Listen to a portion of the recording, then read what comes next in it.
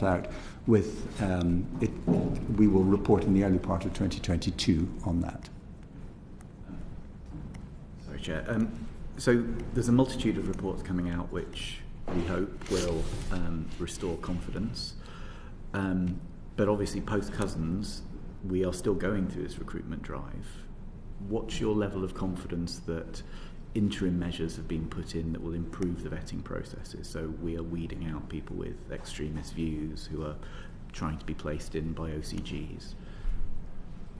I can't answer that completely until we've done the inspection, and we never talk about inspections that are already underway, or rather we never talk about them in terms of what we've already found, because we can find other things as well.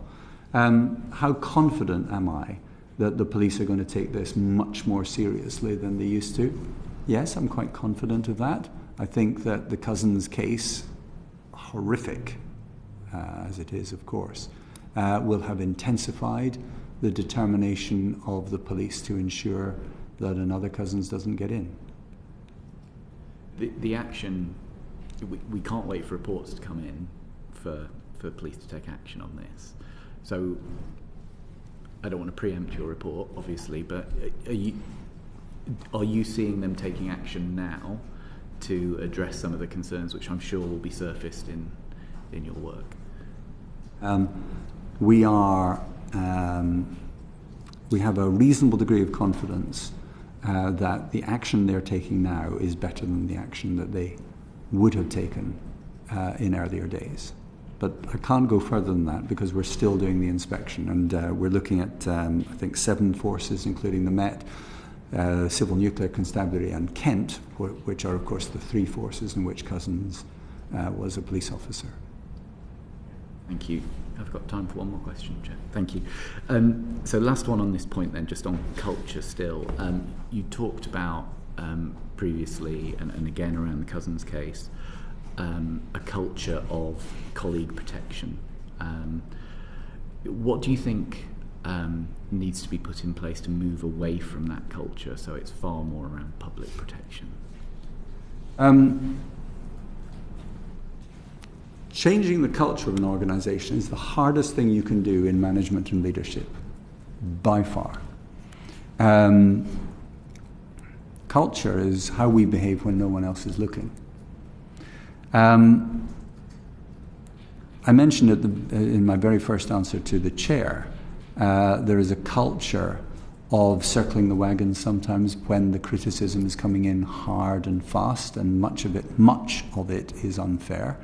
But nevertheless, people need to feel confident that if they do some whistleblowing, if they do report bad attitudes or offending by a fellow officer or member of police staff, that they will be taken seriously and they will not be punished for it. Now that's a hard thing to assure people of.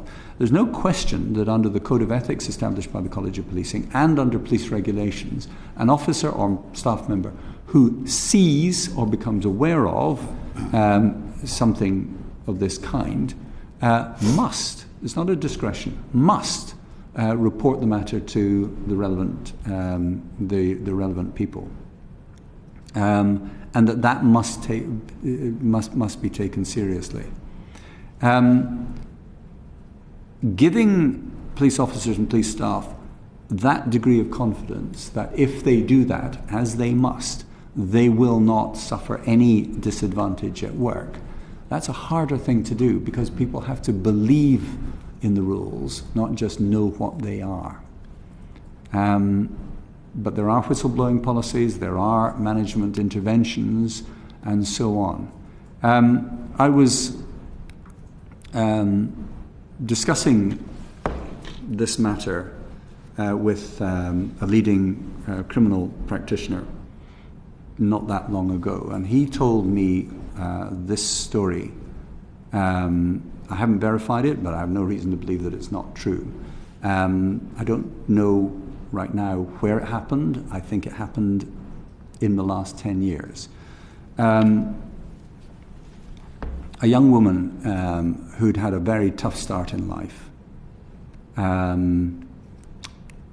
She had 3 children. She got herself a house and a job. She was getting her life together. She was in her early 20s, and she was encouraged by one of her friends, you need a break, let's go out. Park the kids with the grandparents, let's go out, have a few drinks and so on. So they went to a pub. They weren't drunk. She was approached by a man. She rebuffed him, not in a disgraceful way, but just not interested. And he hit her very hard in the face, knocked her off her feet, happily did not break her nose, although he hit her very hard. He immediately left the pub.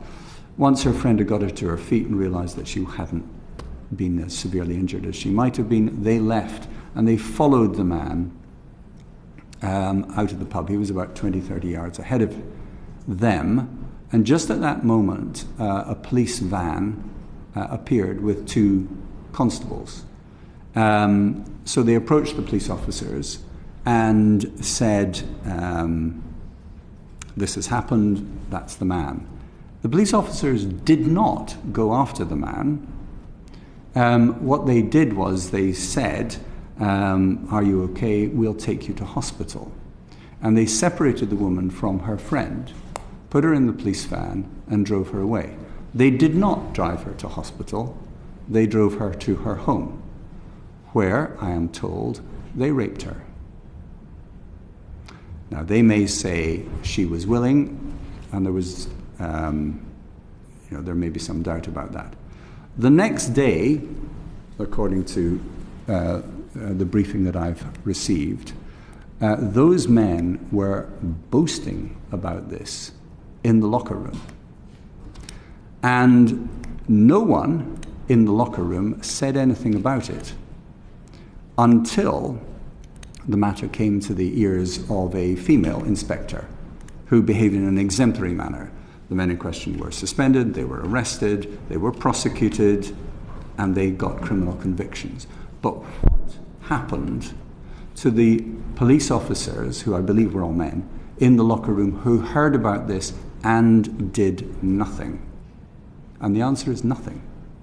Now that is the culture of colleague protection that I mentioned. Now I cannot provide the committee with any more details about that case, but nevertheless, that is a culture which must not prevail. Let me just ask a couple of very quick, unfortunately, because we have